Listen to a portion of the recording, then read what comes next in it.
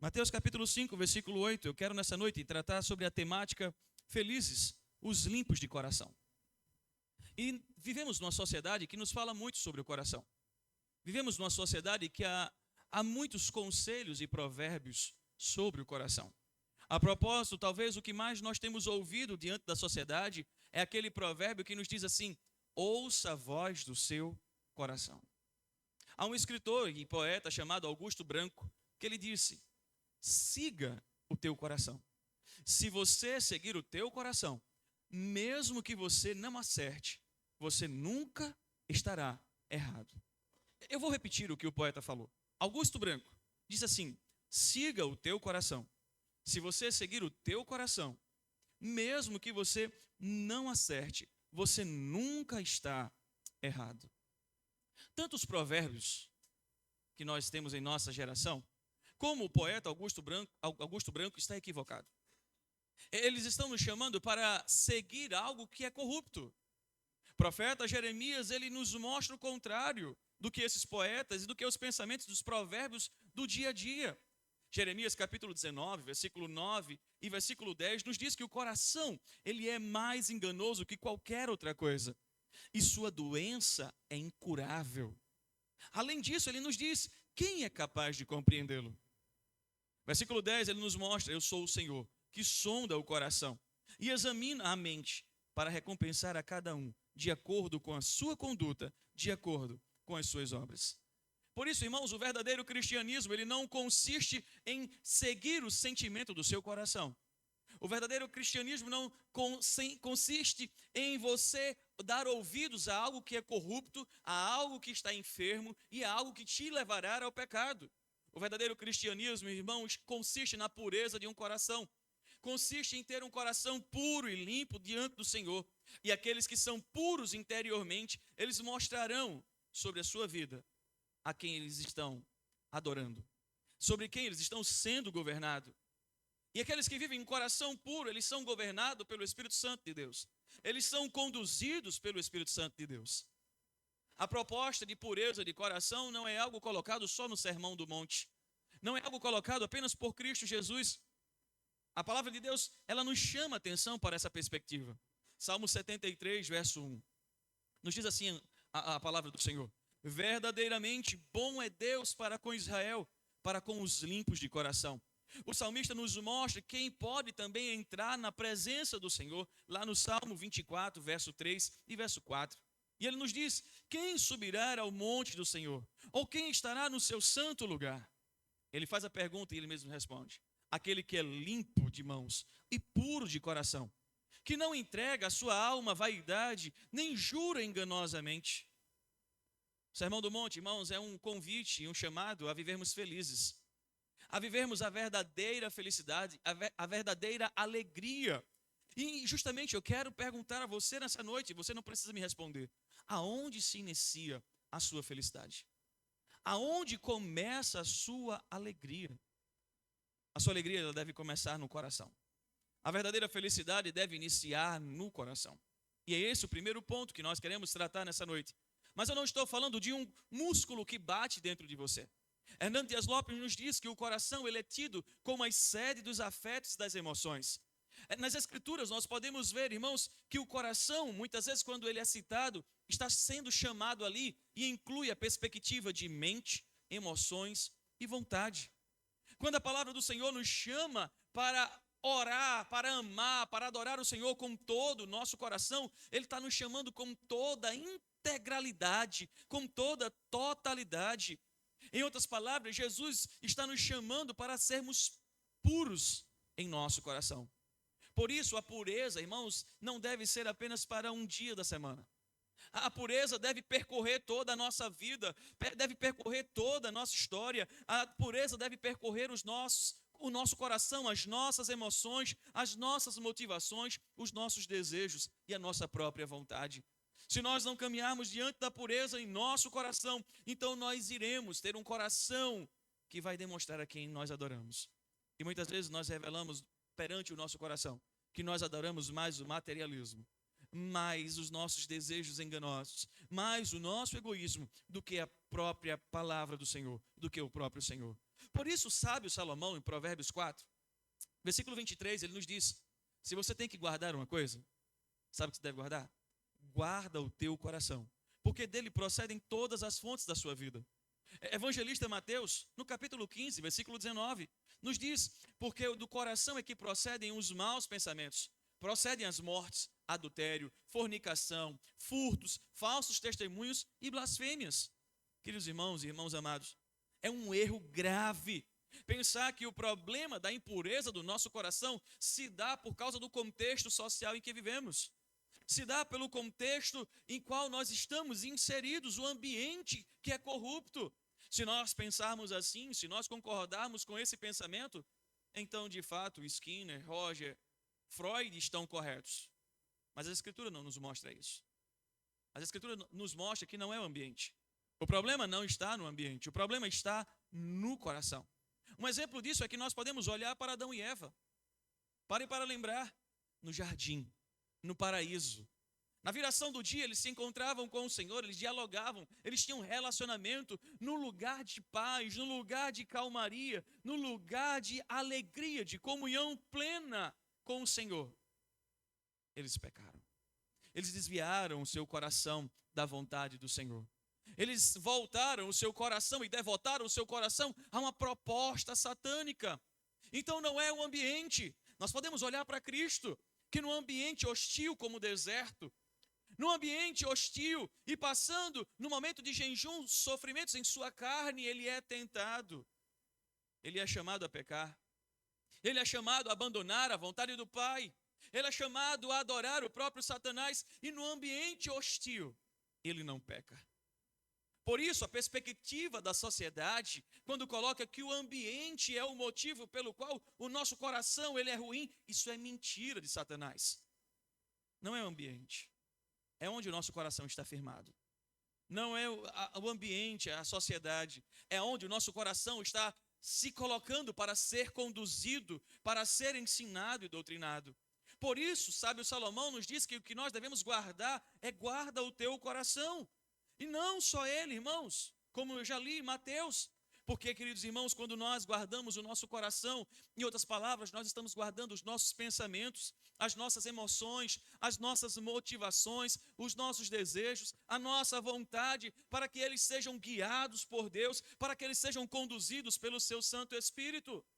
Quando nós guardamos o nosso coração no Senhor e diante do Senhor, na sua presença e na sua palavra, nós começamos a nos tornar cada vez mais a imagem e semelhança dele. A nossa vida é direcionada por ele. Por isso Paulo nos disse em Romanos capítulo 8, versículo 14. Todos aqueles que ouvem a voz do Espírito, todos aqueles que são guiados pelo Espírito de Deus, verdadeiramente, esses são filhos de Deus. O nosso coração não pode ser o caminho do engano para nos levar à perdição. O nosso coração precisa estar diante do Senhor. E aqui eu já trago uma aplicação, trazendo uma ilustração. Uma ilustração de um escritor americano, falando sobre, acredito que os índios americanos. Ele fala que o índio se converteu, e o índio então chega diante de Cristo e diz: Senhor, índio está aqui diante de ti, e índio quer te dar alguma coisa. E índio vai te dar o arco e flecha. O arco e flecha que serve para caçar, que serve para levar o pão de cada dia para casa. A arma de defesa também. Índio vai te entregar. Uma semana depois, índio volta e nada mudou na sua vida. E agora ele diz: Senhor, eu já entreguei a flecha, agora índio vai entregar o cavalo. Cavalo que nos ajuda no meio da mata, que nos ajuda a fugir, ao mesmo tempo a correr atrás das presas, a correr atrás dos inimigos. Índio vai te dar o material também de trabalho, o cavalo. No outra semana, índio volta e diz: Deus, Cristo, índio já te deu flecha, índio já te deu cavalo, índio não tem mais nada para te dar. Índio só tem índio, o meu coração. É justamente isso que o Senhor nos chama a fazer. O Senhor não está preocupado com o que você tem enquanto bens ou finanças. O Senhor não está preocupado enquanto você tem de estrutura, talvez psíquica, ou outra, talvez de QI, de intelecto. Não, o Senhor quer o teu coração. O Senhor chama nessa noite para você guardar o teu coração na presença dEle, porque se você assim não caminhar, o fim da sua vida pode ser trágico. Por isso não ouça o seu coração, ouça o Criador do seu coração. Ouça e seja conduzido por aquele que é o seu autor e consumador. Mas o texto não para e não nos fala só como ser feliz, sendo na pureza do coração. Ele começa a nos chamar a perspectiva que essa felicidade nós encontramos no coração, e essa felicidade nós encontramos quando fazemos o nosso coração ser um coração limpo, ser um coração puro, ser um coração sincero. Veja que o texto vai nos apontar isso. Bem-aventurados limpos de coração. Querido irmão, puro ou limpo é sinônimo de sincero. E quando o Senhor está chamando, o Senhor está te atraindo a viver sem falsidade, a viver sem hipocrisia diante dele. Até porque não há como esconder de Deus quem nós somos. Até porque não há como fingir. Você pode tentar fazer a melhor maquiagem, você pode tentar fazer a melhor performance, mas o Senhor te conhece. Lembremos quando o Senhor chama Samuel e diz: vai à casa de Jessé, unge o novo rei. E o primeiro filho se apresenta, e quando ele vê, ele olha aquele homem com estatura de rei, com postura de rei, um homem que era atraente para todo um reinado. E o Senhor olha ao coração de Samuel e diz assim: não atente para o que você está vendo, porque o homem conhece o exterior, mas Deus conhece o interior. É nessa perspectiva, irmãos, que nós somos chamados a trazer o nosso coração limpo diante do Senhor. E talvez você pergunte: pastor, como posso então fazer com que o meu coração seja puro e seja limpo? A palavra nos ensina.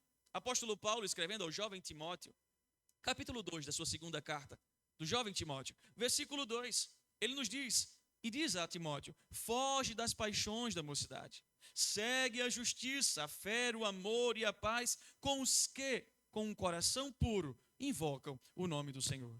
Queridos irmãos, tanto Paulo quanto o Senhor Jesus está nos chamando a viver de forma sincera.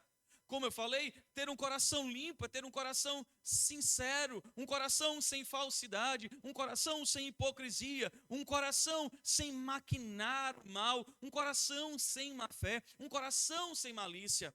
Em outras palavras, é um coração que não age por barganha, que não faz esperando algo em troca, ou aquele que dá pensando que vai receber algo muito maior. Não é essa a perspectiva. Nunca esqueçam, irmãos, Deus sonda os nossos corações, Deus vê se há algum caminho mal em nós e Ele conduz-nos pelo caminho das suas veredas, por amor ao seu nome.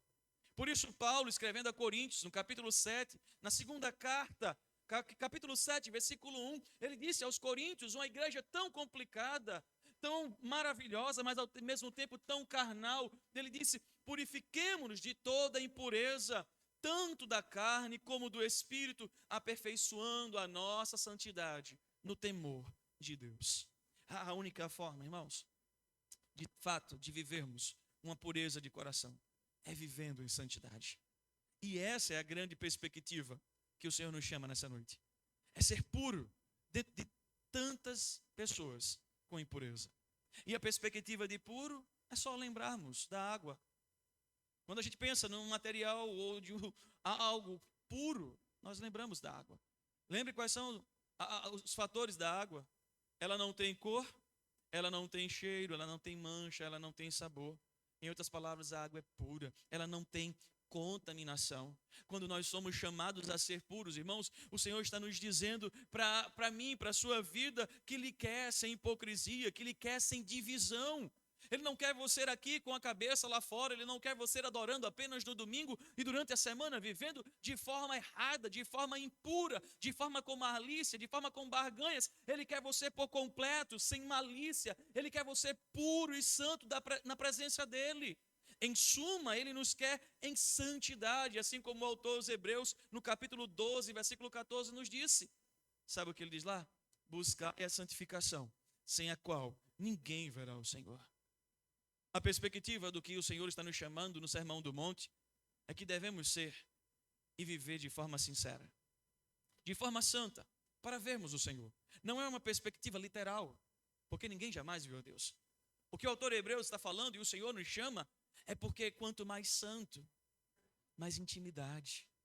Quanto mais santo, mais relacionamento. Quanto mais eu conheço, mais eu obedeço. Quanto mais eu me achego, mais eu me dobro, mais eu me humilho. Quanto mais eu estou perto dele, eu percebo que mais dele eu preciso, mais dele eu desejo, mais dele eu tenho que ter, porque quanto mais dele eu tenho, menos de mim eu tenho.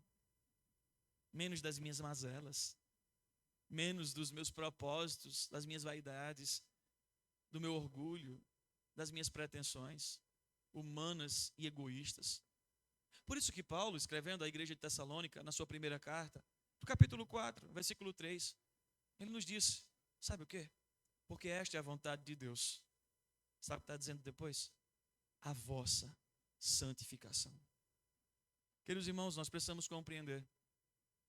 Santificação para a nossa vida, conforme Pedro vai nos dizer, é um mandamento. Sede santos, porque eu, Senhor, vosso Deus, sou santo. Por isso, o salmista, no Salmo 51, o salmista Davi, entendendo todo o seu pecado com Batseba, no versículo 10, ele vai e clama e diz, Senhor, cria em mim, ó Deus, um coração puro. Porque eu sei quem eu sou pecador, passa diante de mim os meus pecados, eu sei o que eu fiz com Batseba, eu sei o que eu mereço, eu sei, Pai, que eu não presto, mas Deus, em nome de Jesus, renova em mim, cria em mim um coração puro e renova dentro de mim um espírito inabalável. Precisamos compreender, irmãos, que o que deve estar dentro do nosso coração é a pureza, é a santidade.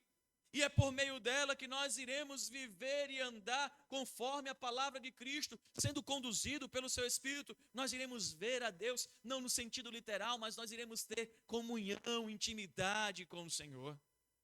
Santificação não é um peso, irmãos. Santificação é um privilégio. Santificação é uma alegria. Santificação traz bênçãos à nossa vida. E o texto vai nos apresentar isso. Nós veremos a Deus. Os limpos de coração verão o Senhor. Por isso que a felicidade não está nas coisas terrenas. A felicidade não está nas alegrias momentâneas e passageiras. A felicidade está em ter um coração contrito e quebrantado, um coração puro, um coração sincero, um coração que ama a Deus, um coração que serve a Deus. Porque isso vai trazer consequências, isso vai trazer a maior alegria, nós veremos a Deus. E, queridos irmãos, essa perspectiva que Cristo traz é muito enfática. Eu acho extraordinário o que ele está dizendo aqui, porque ele está dizendo que só aqueles que são limpos de coração é que de fato vão ver o Senhor. Por isso ele é enfático, os puros de coração verão o Senhor hoje, em conhecimento, em intimidade, em comunhão, que é reservado para os puros de coração. Verão o Senhor amanhã, quando o Senhor voltar, nós o veremos face a face, nós o veremos como Ele é, e as coisas velhas se passaram, e eis que tudo se fez de novo, nós estaremos com o Senhor na eternidade. Queridos irmãos, quando os nossos corações são purificados na salvação, na redenção, mediante Cristo Jesus, começamos a viver na presença de Deus. E quando nós começamos a viver, nós começamos a vê-lo, nós começamos a compreendê-lo com os nossos olhos espirituais por meio da sua palavra. Por isso a pureza de coração, ela limpa os olhos. O coração puro, eu não estou falando do coração ingênuo, como a sociedade coloca. Eu não estou falando sobre isso. Eu estou falando de um coração puro, um coração que ama a Deus mais do que todas as coisas. Um coração que ama a santificação. Ele começa pelos olhos da alma ver Deus. Lembro-me como se fosse hoje, reverendo Adolfo, que foi para a Índia várias vezes, missionário lá. E ele pregou quando era pastor em Tabajara, e ele dizendo que tinha uma mulher que ela tinha catarata, e ela já não conseguia mais enxergar.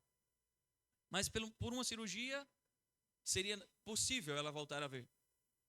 E o missionário Adolfo começou então a pregar e começou a correr atrás de recursos.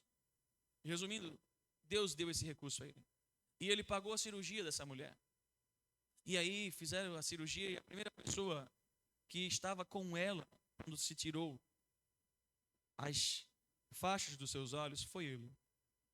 E quando ela não o conhecia, porque ela não estava enxergando mais, quando tirou as faixas, que ela olhou para ele, e ele barbudão, ele olhou para ela e fez: Mamadá, a senhora está me vendo? E ela olhou e disse: eu vejo Deus. E ele dizendo, pregando lá, disse: pronto, a mulher ficou maluca. Agora ela não está vendo mesmo. Mamadá, a senhora está me vendo? E ela disse: eu vejo Deus. Aí ele olhou e disse: Mamadá, sou eu, o missionário Adolfo. Ela pegou na barba dele e disse: eu vejo Deus, eu vejo Deus. E ele começou a entender que pelo ato gracioso de Cristo através da vida dele, e agora por um milagre ocasionado pela medicina, ela estava vendo o Senhor. Por um coração limpo, por ver Deus cuidar da vida dela, ela estava compreendendo e pelos olhos espirituais vendo a ação divina sobre a vida dela. Queridos irmãos, um sinal de um coração limpo, ou permita-me começar pelo negativo, o sinal de um coração impuro, sabe o que é? Ignorância sobre quem é Deus e sobre a vontade de Deus. Sabe por quê? Porque o pecado obscurece, deixa turva a nossa compreensão, a nossa visão e o nosso entendimento sobre quem Deus é. Por isso que João fala isso no capítulo 3 de sua carta, versículo 19, versículo 20. Esse é um sinal de impureza, é ignorância. É ignorância quanto a quem é Deus. Outro sinal de impureza é egocentrismo. E nós podemos perceber isso em Apocalipse 3:17. Outro sinal, irmãos, de impureza no seu coração é o prazer no pecado. Apóstolo Paulo falou isso ao jovem Timóteo na sua segunda carta, capítulo 3, versículo 4. Outro sinal de impureza no coração é sua incredulidade. Hebreus capítulo 3, versículo 12. E outro sinal de impureza é ódio. Ódio à santidade. Queridos irmãos, nós fomos chamados a trocar todos esses sentimentos, a trocar todas essas atitudes, a não agir, queridos irmãos, com ignorância quanto a quem é Deus. Nós somos chamados a não agir com egocentrismo quanto à vontade de Deus. Nós somos chamados a não ter prazer no pecado, a não viver de forma incrédula e muito menos ter ódio à santidade. Nós precisamos cada vez mais trocar todas essas coisas pela integridade, pela santidade, pela pureza. Por isso nós devemos anelar em ver a Deus. Nós devemos anelar, quando eu digo falar em ver a Deus, é andar em intimidade com Ele.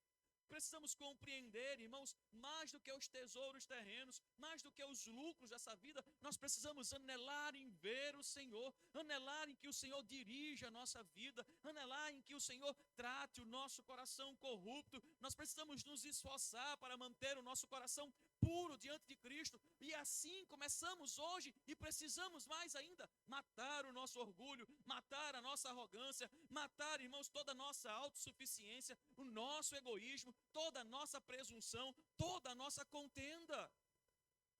Porque se nós não matarmos isso, ela nos matará de ver o Senhor. Ela nos matará de ter um coração limpo. Lembre-se, queridos irmãos, a presença e a graça de Cristo é algo que nós devemos anelar todos os dias de nossa vida. É algo que nós devemos anelar em nosso coração todos os dias para termos intimidade com o nosso Criador, para termos intimidade e relacionamento com o nosso Redentor. Por isso, Jonathan Edwards disse: Senhor, crava a eternidade nos meus olhos. Crava, Senhor, a eternidade no meu coração, para que eu possa viver em santidade, para que eu possa viver cada vez mais a tua vontade. Eu preciso aplicar, irmãos, este cântico. Quer dizer, eu preciso aplicar este sermão à nossa vida. E eu preciso aplicar de forma bem prática. Hoje nós temos um momento de sacramento, batismo e pública profissão de fé. E eu quero aplicar a toda a igreja, depois aplicar aos futuros novos membros, essa compreensão. Querida igreja, você foi chamado para viver em santidade. E você precisa esquadrinhar o seu coração. Você precisa esquadrinhar a sua vida diante de Cristo Jesus. Precisa ver aonde você está falhando. Como diz o apóstolo Tiago, você precisa parar e se olhar no espelho e ver aonde está falhando. E não é olhar e voltar às práticas pecaminosas. Você precisa olhar e dizer assim: eu preciso transformar a minha vida. E não é transformar segundo os seus métodos, é transformar segundo a palavra do Senhor. Você precisa de um coração limpo, e o coração limpo só pode ser colocado e alcançado diante de Cristo Jesus. Não há estratégia, irmãos. Só uma forma: se render ao Senhor, se entregar a Ele, se colocar diante dele dizendo: Senhor, governa a minha vida. Senhor, governa o meu viver. Senhor, governa para que eu possa a cada dia viver de forma santa, agradável a Ti. Faz de mim, Senhor Deus, agora com um coração limpo, um marido melhor, um pai melhor, um filho melhor. Faz de mim, Senhor Deus, uma esposa auxiliadora, uma esposa que ame a Cristo e ame ao meu marido. Faz de mim, Senhor Deus, alguém que Cristo seja exemplificado. Para isso, nós precisamos nos esvaziar de nós mesmos. E aí eu quero trazer um exemplo bem simples e prático, pelo que ocorreu hoje de manhã. Hoje de manhã, a igreja presbiteriana de Peixinhos me presenteou. Me presenteou pelo dia do pastor presbiteriano.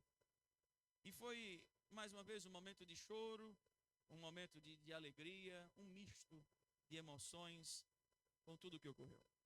Colocaram uma cadeira e eu me sentei e trouxeram uma mala. O que é que o pastor deve carregar na sua mala? O que é que o pastor deve colocar na sua mala? E aí trouxeram uma plaquinha às crianças. Oração. Trouxeram outra plaquinha. Amor à palavra de Deus. Carinho para com as ovelhas. O cuidado para com a própria vida. Por fim, trouxeram outra plaquinha dizendo, mais uma vez, oração. E eu ficava pensando hoje, justamente, estudando mais uma vez o sermão e lembrando do que ocorreu hoje de manhã. Aplicando de forma simbólica a mala e o coração. O que é que nós estamos carregando no nosso coração? O que é que nós estamos colocando dentro do nosso coração para a viagem da nossa vida? Sabe, irmãos, às vezes a gente carrega tantas coisas dentro do nosso coração que não frutifica algo bom, que não traz, de fato, a glória de Cristo, que não traz alegria. Você lembra o início do sermão? Você quer ser feliz? Pare de ouvir a sociedade. Pare de ouvir as filosofias desse mundo. Não ouça o seu coração. Você precisa colocar no seu coração tudo que é bom, tudo que é agradável, tudo que é perfeito, tudo que é de boa fama. O texto que nós lemos nessa noite. Se você olhar o texto da nossa liturgia, faz junção ao texto do sermão. Você precisa ensinar a criança no caminho que deve andar. Você precisa ensinar a palavra de Cristo e cravar no coração dela, na mente dela. Você precisa começar a colocar na bagagem da sua vida Cristo Jesus, a palavra de Cristo Jesus, e levar com você todos os dias da sua vida. Sabe para quê? Para que você possa refletir a beleza de Cristo. Para que você possa ver a Cristo, comungar com Cristo, em andar em intimidade com Ele. Há um cântico, estava colocando aqui, que a minha tia, minha mãe cantava, e que eu nunca esqueci. E que quando pensava nesse sermão, eu lembrava desse canto. Ele diz assim, que a beleza de Cristo se veja em mim, toda a sua admirável pureza e amor. Ó tu, chama divina, todo o meu ser refina, até que a beleza de Cristo se veja em mim. Eu não sei se você conhece. Ele é cantado assim. Que a beleza de Cristo se veja em mim, toda a sua admirável pureza e amor. Ó tu, chama divina, todo meu ser refina até que a beleza de Cristo se veja em mim. Você quer isso? Então você precisa começar hoje, no seu coração, a trazer a maior alegria. No seu coração, a viver a santidade. No seu coração, a perseverar e viver todos os dias em intimidade com Deus. Só assim, irmãos, você vai ter um coração limpo e puro. Agora eu preciso aplicar aos membros novos. E quero chamá-los aqui à frente. Nós iremos hoje receber, por jurisdição a pedido, vindo de outras igrejas, nosso irmão Gabriel. Apresente-se, por favor. Nosso irmão Luiz, por gentileza. Edilene, também, nossa irmã Edilene. Nosso irmão Renildo e nossa irmã Andréia, por favor. Henrique, por gentileza. Meu querido irmão e meu sogro, Agamenon. Nós iremos também, irmãos, receber, por jurisdição ex officio, vindo de outra IPB,